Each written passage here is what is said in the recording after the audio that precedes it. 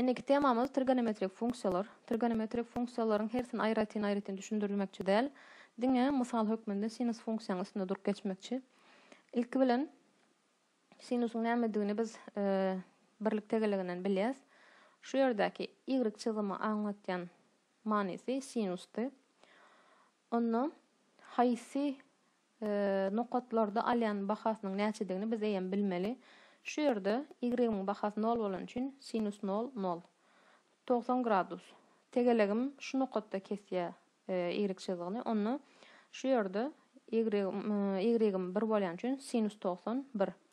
Berde tegelegim 0 nokatda kesýär 180 gradusda. Onda sinus 180 0 deň. Berde 270 gradusda minus 1'de kesýän üçin sinus 270 minus 1 deň.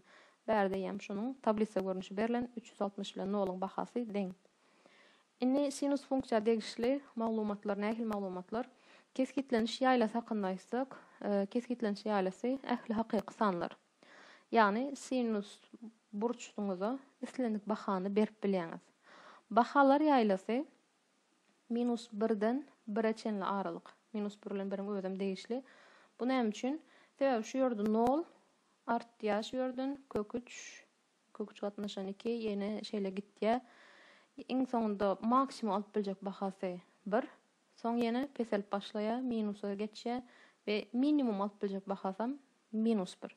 Diýmek, bahalar ýaýlasy minus 1'den 1'e çenli aralyk. Indi sinus haçan polarjitil? 0 bilen 180 aralygynda polarjitil, sebäbi ýokarda ýerleşýär y çyzgym. Ondan soň 180'den başlap 360'a çen aralykda da atrisatil. Berde şolar hakda maglumat berilen. Sinus x 1-nji we 4-nji çäreklerde artýan, 1-de we 4-de artýan, 2-nji we 3-nji çäreklerde azalýan. Artýan diýdik şu ýerde 0'dan başlaýar bahalar, 1'e çen artýar. Berde 1'den soň ýem 0'a gaýtyp başlaýar peselýär. Diýmek berde azalýar. Minus 3-nji çärege gelenmizde azalmagyna dowam etýär minus 1'e çenli. 4-nji çärege gelenmizde indi 0 minus 1'den 0 artyp başlaýar. Şoň üçin 1-nji we 4-nji çäreklerde artýan, 2-nji we 3-nji çäreklerde azalýan funksiýa. Sinus x öznükli funksiýa hasaplanýar. Eger grafikasyny çizseňiz has düşnükli bolar. Yani bölünýän nokady ýok, şoň üçin hem öznüksiz bolýar. Indi şu ýerde gaýtjak bir mysal berilen sinus 0'yň 0 biz ýangy gördük.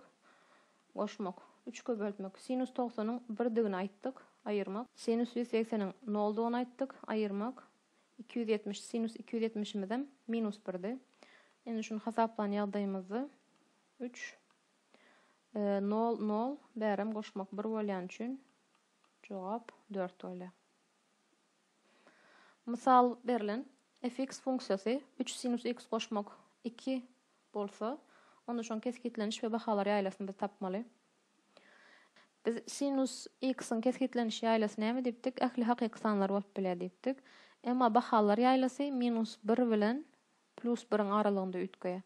Onu şu ýerdäki sinus x'imiň maksimum alyp biljek bahasy näçe bolýardy? 1 bolýardy. Minimum alyp biljek bahasy bolsa minus 1 bolýardy. Onu bahalar ýaýlan şoňa görä hasaplap bilýäs. Eger maksimum 1 alan ýagdaýynda onda men fx funksiýamyň bahasy näçe bolar? Şu ýerik maksimum jogap 1 bolan ýagdaýynda 3 köpeltmek 1 goşmak 2'den 5 bolar. Minimum alyp biljek bahany hasaplaly 3 köpeltmek minus 1 goşmak 2'den jogap minus 1. Minus 1 bilen 5 aralygyndaky bahalar meniň bahalar ýaýlam bolýar.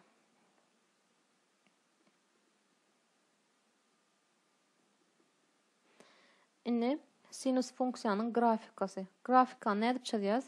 Belli bahalar berip bilýäs. Meselem 0'dan başlaýan 0 berýän. Soň 90 gradusy berýän. 90'dan soň 180 gradus, 270 gradus, 360 gradusy beren ýagdaýymda sinus x'in aljak bahalary 0'da 0, ene berde tablisa şeklinde berilen 0'da 0, 90'da 1, 180'de 0, 270'de minus 1, 360'da yeni 0. Onda şeýle grafika çyzan ýagdaýymda x'in aljak bahalary nämedi? Bira 0 nokadydy. 0 nokatda x'im 0. Şu ýerden 1 goýaly. Berdenem -1. Şunymyz x'in bahalary bolsun, munymyzam y'imiziň bahalary. Onu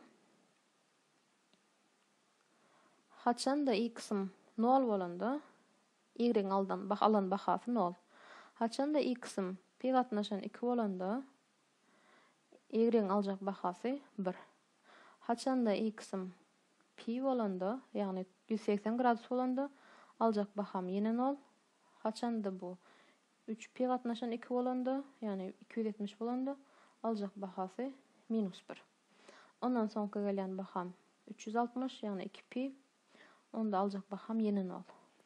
Onda grafikamy çyzan ýagdaýymda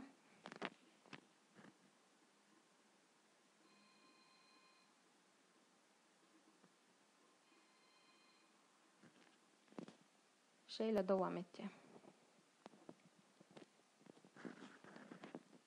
Iň soňky dek geçmeli zatymyz trigonometrik funksiýanyň tersi.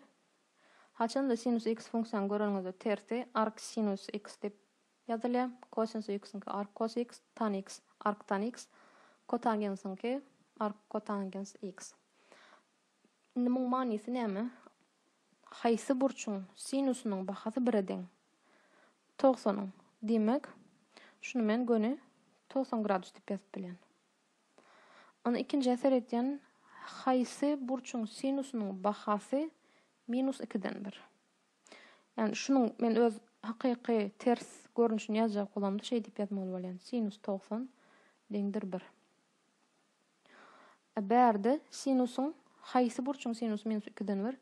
Ilki bilen nirde minus bolýar. Şu ýerde minusdy, şu ýerde minusdy. 2'den 1 bolmasy üçin 30 gradus bolmaly. Ýagny şu ýere 30 gradus. Demek bu 210 bolýar. 210 gradus. Ya da şu ýerden hem 30 bolup biler. 360'dan ayırsak ya da 330 gradus. Indiki misalımda arc tangens nämäniň tangensi 0 deň. Nädiňde düşeninde tangensim şu ýerden çyzaly. Şeýle bir çyzyk geçýärdi. Y'ga paralel. Ona şu nokatda tangensi 0. Yani 0 gradusda 0, birim 180 gradusda 0. Demek şunun jogaby 0 gradus, birim 180 gradus bolýar. Edil şu ýerde ýazmyz ýaly buram ýazyp bilýäňiz. Meselem diýeli sinus 210 deňdir -2'den 1'e. Ya da sinus 330 deňdir -2'den 1'e. Şu wurtda bäri üçinem ýazyp bilýäs. Meselem tangens 180 deňdir 0. Şunun ters ýazgan görnüşi bolýar şu. Trigonometriýa değişil düşündürjek temalarym şulardan ibaret. Häzirlikçe temany gutarmakçy. Indiki temamyz önüm bolar.